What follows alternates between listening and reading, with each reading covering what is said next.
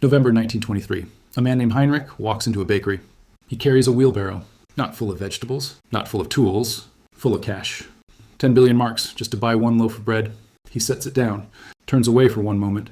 When he looks back, someone has stolen the wheelbarrow, left the money on the ground. The money wasn't worth stealing. Elsa doesn't have a wheelbarrow. She doesn't have 10 billion marks either. What she has is a small plot of land on the edge of the city and 3 chickens. That week, she trades 2 eggs for a doctor's visit. She trades a chicken for a winter coat. She eats, she sleeps. She survives. Heinrich and Elsa lived in the same city, in the same collapse, but they did not live the same story. The question is why? And more importantly, what did Elsa know that Heinrich didn't? Here is what most people believe. Currency collapse can't happen here. It's a comforting lie. The US dollar, the euro, the Japanese yen, they feel permanent. They feel real. They feel like the foundation of reality itself. But here's what history whispers, and what economists rarely say out loud.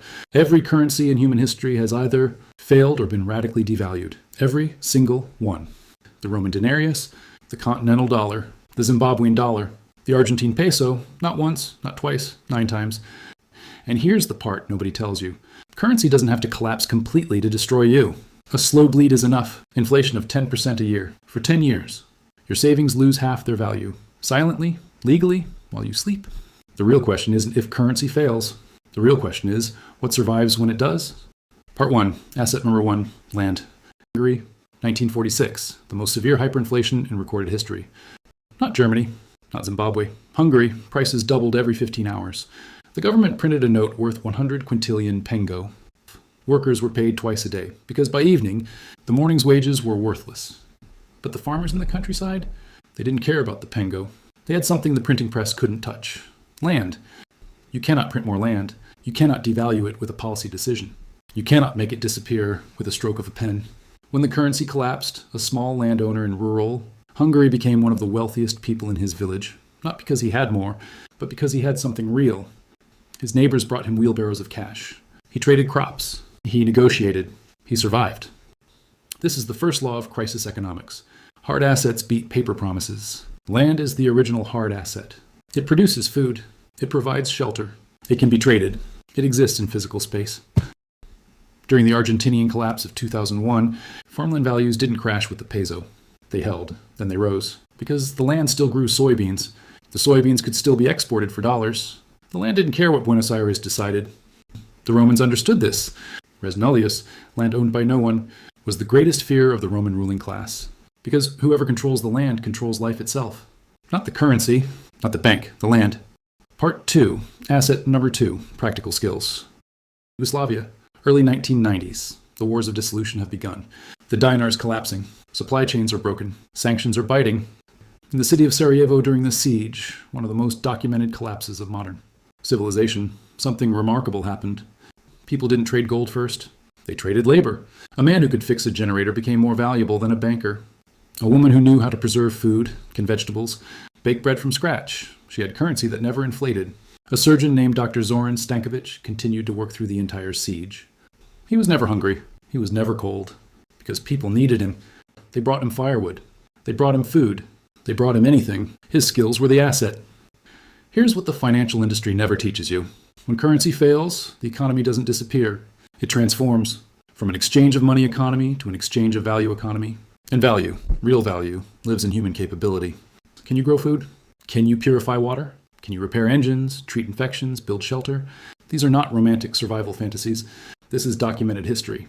In post-World War II Germany, or before the Deutsche Mark was introduced in 1948, barter was the primary economic system for nearly 3 years. The most valued people weren't the wealthy. They were the skilled, carpenters, farmers, electricians, nurses.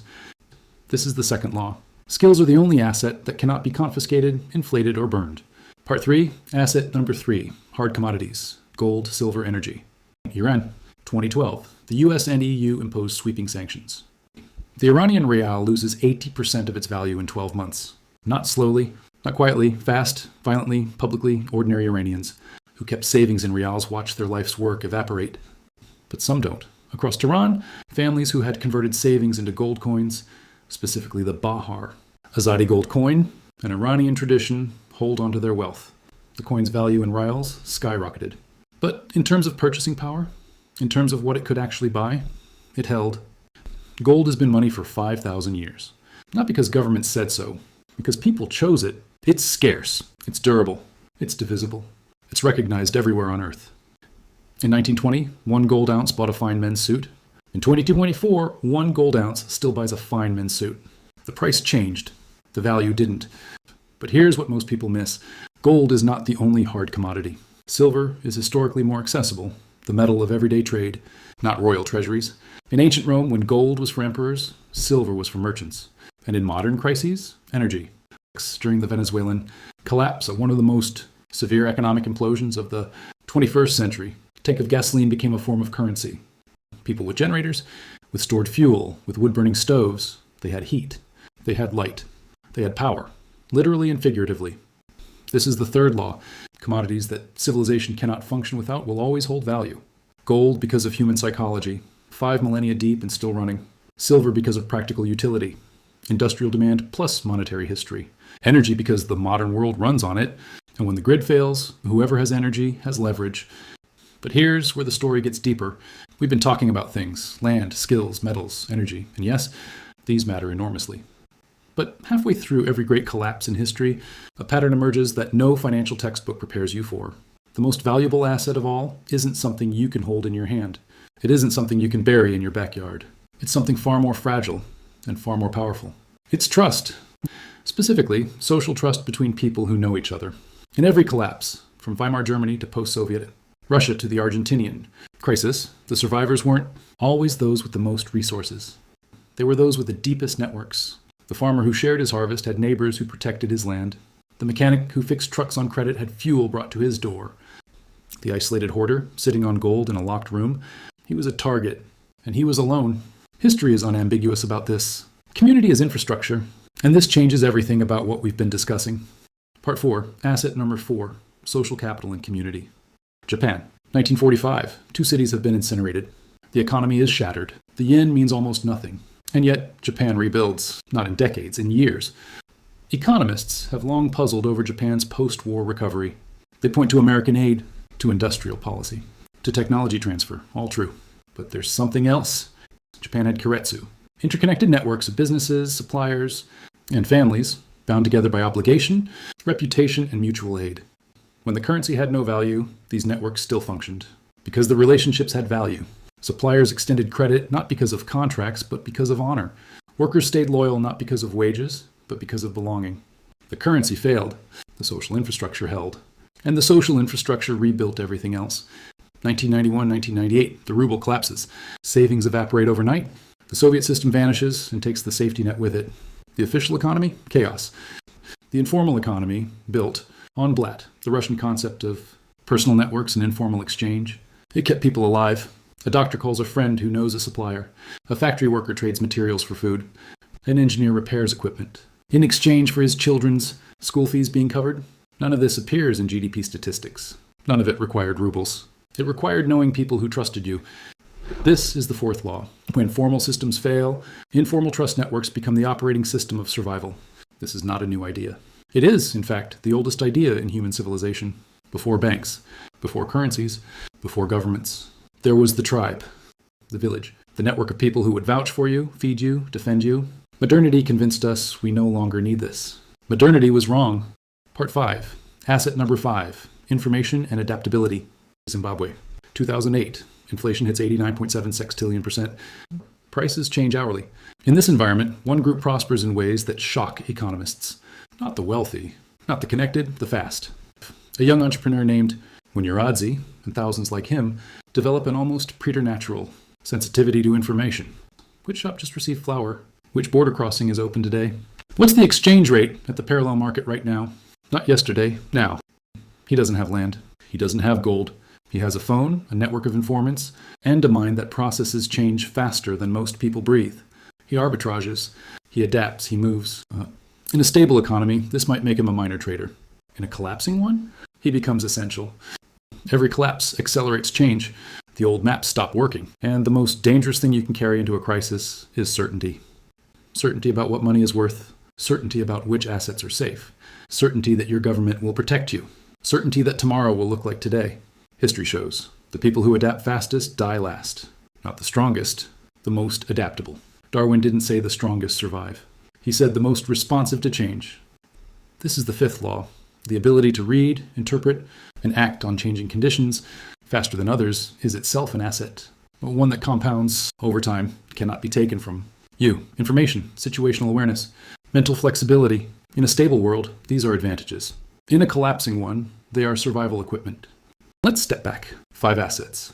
Land, the foundation that cannot be printed. Skills, the capability that cannot be inflated. Hard commodities, the store of value that 5 millennia of human civilization has validated. Social capital, the network that functions when systems fail. Information and adaptability, the mental posture that turns chaos into opportunity. Each one powerful alone. Together, they form something ancient, something that every civilization that ever survived a collapse possessed, whether they called it wealth or wisdom or simply preparedness.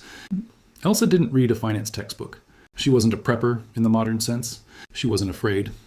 She simply understood, perhaps instinctively, perhaps from her grandmother, perhaps from hard years before, that real wealth is not the number in a ledger. Real wealth is the capacity to produce, to trade, to connect, and to adapt. Currency is a technology, a useful one, a powerful one, but it is a technology invented by human beings. And like all technologies invented by human beings, it can fail. Here's what history teaches. If you listen carefully, the people who survive collapse are not the richest. They are the most real. Real skills, real relationships, real assets, real knowledge, real adaptability. The currency fails, the real endures. There is an old Roman saying, pecunia nervus belli, money is the sinew of war, but they forgot the second half of the truth. Real assets are the bones beneath the sinew, and bones outlast everything. Heinrich lost his savings to inflation. Elsa kept her chickens. Both lived in the same city, in the same collapse, with the same currency. The difference wasn't luck. It was knowledge. What you've just watched is not a survivalist fantasy. It's not a doomsday prediction. It is a pattern drawn from 4,000 years of economic history, and that repeats itself with eerie precision. And the people who understand it are not fearful. They are prepared. If this changed the way you see money, even slightly, subscribe. Because on this channel, we don't just study history. We perform autopsies. We cut open the body of collapsed empires, failed currencies, and broken systems, and we find what actually killed them. And more importantly, what kept some people alive. See you next time.